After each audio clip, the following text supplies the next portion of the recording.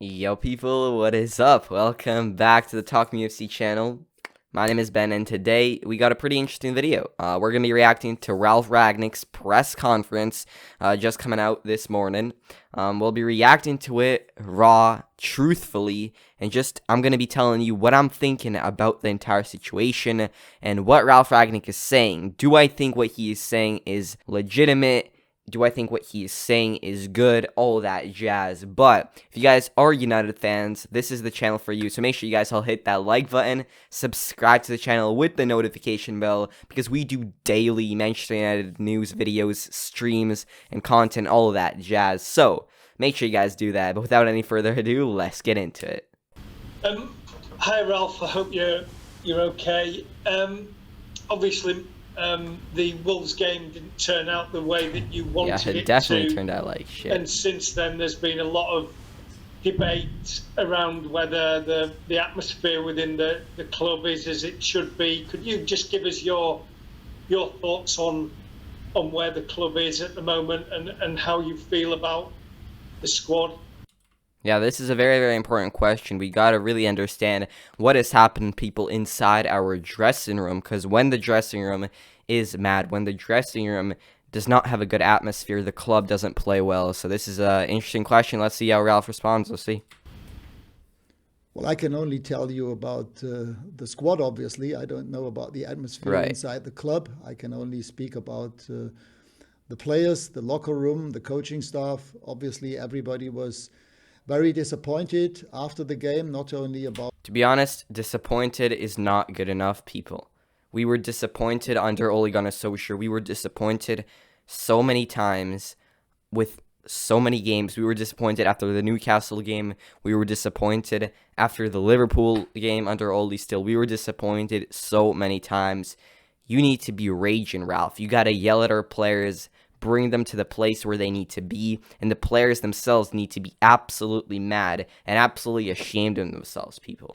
Only about the result, but also about the performance, especially in the first half. Yes, and now we have 4 days of training, yesterday, today, tomorrow, and the day. You better utilize that training. Ralf Rangnick very, very oftenly comes out and says, we got training.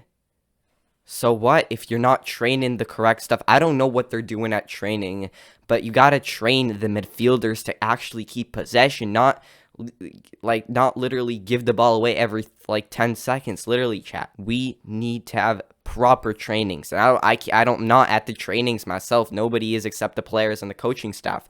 So I don't know what kind of training he's talking about, but that training better get us ready for the Aston Villa game, because we better win this game, chat. After tomorrow, before the Aston Villa game. And my job, our job is to make sure that we show a different performance on Monday against Aston Villa. Yeah, we better. Do you feel as though the players are behind you and the new coaches? I mean, it has been a big change. It's a new coaching team. Do you feel that the players are... Yeah, this question is very, very important, because this is what we've been talking about. There's been lots of news coming out about 17 players literally turn against Ralf Rangnick and the coaching staff because he'll only be here until May. Players don't think that he's such a valid manager because he'll be leaving very soon. So let's just see what Ralf says about this. Listening to you and are buying into your ideas? They're at least trying. I'm sure that they're listening. Trying's not good enough, Ralf. Trying is not good enough. Players better respect you, goddammit. Players better understand that you are their manager and you are trying, and they're just a bunch of spoiled brats. So, Ralf, you better yell at them, man. And I think we showed in the last games against Palace and also against Burnley, and in parts also in the away games against Norwich. And the game against Palace, it was absolutely incredible. Show us that kind of football against Aston Villa. The game against Burnley, we won 3-1, but I'm not going to say we played phenomenal football, you know?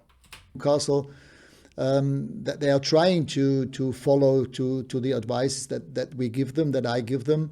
We conceded less goals than before. I think we have an average of 1.7 per game. Let me check. I think it is true. How many goals? Yeah, I guess that's true, but we're also versing sides that are much less powerful. You know, we haven't been playing a Liverpool or Man City under Ralf Rangnick like we did before, so that's another point. We conceded so far Yeah, it's 0.6 in those 6 games. But yes, still, it's about balance. We need to find the best possible balance between offense and defense. And this is we still have something to do and to get better on. Yeah, something to do is lightly spoken, people. We got so much to do. We got a lot to do. We need to literally rebuild our entire squad. Either get them training hard or literally physically rebuild it, like get new players. It's ridiculous. Simon Peach. Hi Ralph. I was just wondering how the group, I guess yourself and coach staff, have reacted to the loss, and did it make you understand just how much a result can be amplified at arguably the biggest club in the world?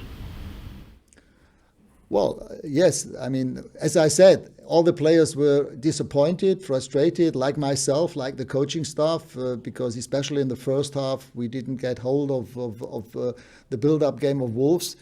Again, second half was better, but yeah. Literally, people, that first half, my people, that was ridiculous.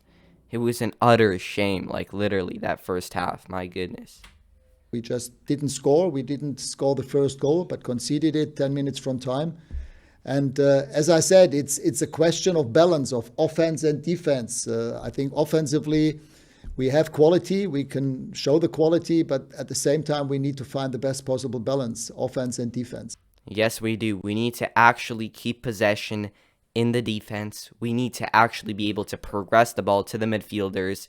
The midfielders need to be able to keep possession for at least some time so that they can progress the ball to our front players, so that Cristiano Ronaldo can actually do something, so that Mason Greenwood can actually do something, so that Cavani can actually do something, so that our front players can actually do something, people. Continuing that theme, there's a lot of talk, and there has been before your arrival, about the midfield. I was just wondering what you thought the options at your disposal we got to talk there, about midfield. and whether, having looked at it, you think there's a profile of player that is missing. Well, it doesn't help if there is a profile missing. We need to and want to work with the players that we have. And Ralph, did you just say that we don't have an issue with our midfield and that we only have to work with our players that we have here? That is the first thing of this interview where I see a wrong mentality. We need to be signing somebody. Our players, McTominay, Fred, they have no real future. They are spoiled brats. So, of course, you got to work with them. Of course, you got to improve them. But we need to sign a new CDM. We need to sign somebody else, Ralph. We showed that we are able to keep clean sheets with this group of players. But as I said, at the same time, it's also about what are we doing with the ball and without the ball. Look, people, the clean sheets, they're always lucky. It's luck. Again, we had too many giveaways, too many turnovers in that game. And this is also an issue that we spoke about with the team, that we shouldn't make it too easy to the other team to get in possession of the ball, especially when once we have the ball, it's also about responsible decision making the right decision at the right moment. Exactly, Ralph. You're saying, tactically speaking, correct things, but with the midfield that we have right now, that will not happen, people. Alan Myers. Yes, hi, Ralph. Do you think there's a lot of talk this week about the dressing room being unsettled? Yep. Do you think there's a problem at Manchester United, regardless of who the coach is, and that needs to be sorted out first?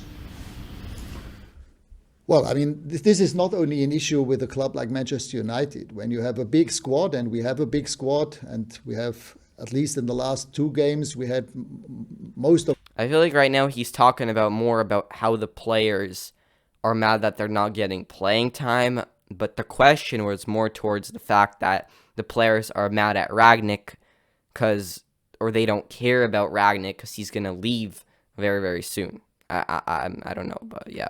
Those players available. Yes, we had an issue with 3 centre backs missing out against Wolves, but in general, we had most of the players available, apart from Paul Pogba. And if you have that many players and only 10 field players can play and 3 being substituted, then of course you have quite a number. I understand, people. I understand when you have a lot of different players, some players will not get that chance, but why is Matic getting the chance over Donny van de Beek? Why? Of players, in our case 12, 13, 14 players who don't even play or not even being in the squad.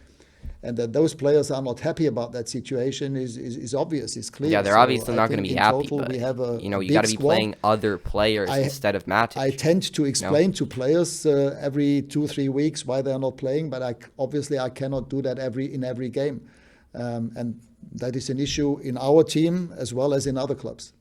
Ragnick, tell me one good reason why Matic is playing ahead of Donny van de Beek. Donny van de Beek is better, and you know it. I don't know what you see at training. I know people have been saying that he easily, people steal the ball from him and things like that. But look, give Donny van de Beek the chance, please. Michael Gray.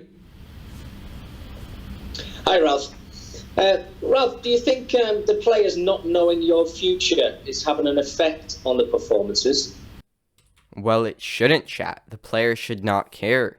The players should just play football and try to play the best football possible, no matter what their manager situation is. If the manager is going to leave in in a couple months, play that time with the best football you can. It's about the players to deal with that situation in a professional way. I mean, everybody has the chance and the option to show in training, to show up and then get the chance to play. And if this is not the case, then of course the player, together with the club and with the agents, they need to discuss the situation. But as far as I can tell so far, the players have been dealing with that in a professional way. So the players have not been dealing with anything in a professional way. They have been dealing with everything the exact opposite, unprofessional way, man. I cannot say anything else. If I realize that this is not the case, I will address that to the players directly. Hello, Ralph. Do you feel that you and your coaches are making progress? And secondly, how important is the FA Cup to you? Yeah, we're playing Aston Villa FA Cup.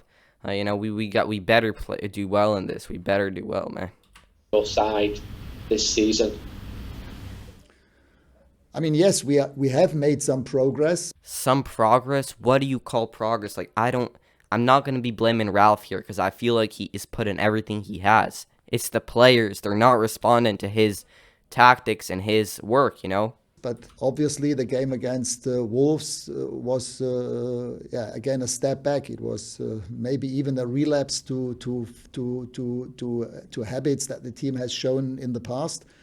And therefore we need to, again, insist and emphasize every time that we have to work together, that we can only get better in those moments in possession of the ball, in possession of the other team, and in the two transitional moments together. We have to do the same things at the same time. We have to do it simultaneously. Yeah, I wish Ralf Rangnick would tell me what they're going to do at training to achieve these tactical things, because these tactical things are all great. We got to keep possession when we're building up the play, we're in transition, and then when we're in the offensive, in the final third. But it's not happening, people. It's not happening. So what is Ralf Rangnick going to do at training that is going to help these players be able to do and follow these tactics? And of course, we also need to do it with passion, with emotion, with intensity.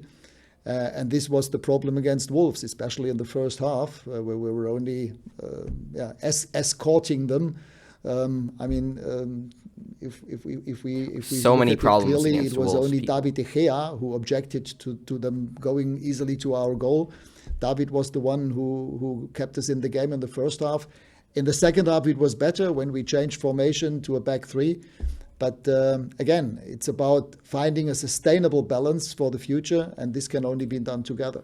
Exactly, people. We need to find a sustainable way to long-term to win games and to play well.